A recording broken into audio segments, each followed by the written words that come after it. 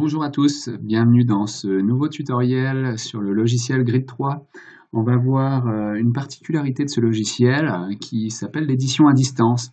En fait, aujourd'hui, vous n'êtes plus obligé d'avoir l'appareil de l'utilisateur sous la main pour pouvoir modifier le contenu des grilles, ce qui peut être fort utile, notamment quand un parent ou un thérapeute veut modifier la grille de l'utilisateur sans lui monopoliser l'appareil.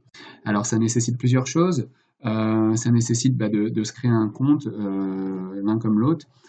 Et donc, par exemple, on va voir tout de suite comment ça fonctionne si moi j'ai envie d'aller modifier la grille d'un utilisateur qui s'appelle Rémi.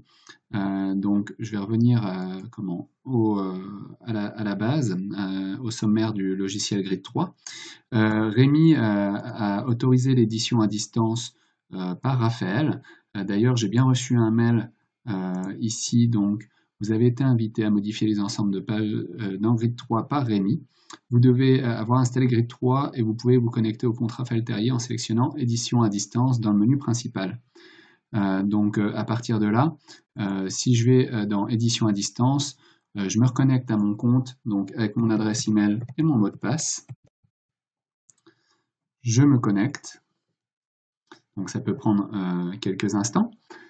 Et puis, je vais voir l'édition je vais voir l'utilisateur Rémi. Alors, je pourrais être autorisé à éditer à distance pour différentes personnes. Là, en l'occurrence, seul Rémi m'a toléré cet accès.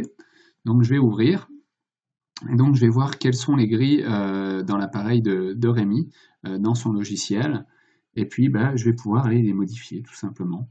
Donc, par exemple, je vais aller modifier sa grille test. Donc je vais l'ouvrir et puis je vais lui rajouter un symbole comme on pourrait faire pour certaines personnes, modifier ou ajouter des symboles. Donc je vais passer en édition et puis par exemple ici je vais lui mettre le symbole merci. Donc écrire le texte suivant. Merci, j'ai choisi le symbole. OK. Et voilà. Du coup je finis l'édition. Voilà. Et puis là, à partir de là, je vais pouvoir je vais pouvoir revenir à son explorateur de grille. Et puis je vais pouvoir donc quitter l'édition à distance, arrêt d'édition à distance. Voilà, donc à partir de ce moment-là, les modifications ont été enregistrées du côté de Rémi. Quand il se reconnectera à Internet avec son appareil ou son logiciel, sa grille va pouvoir se mettre à jour et donc il va avoir du coup les modifications que j'aurai apportées à distance.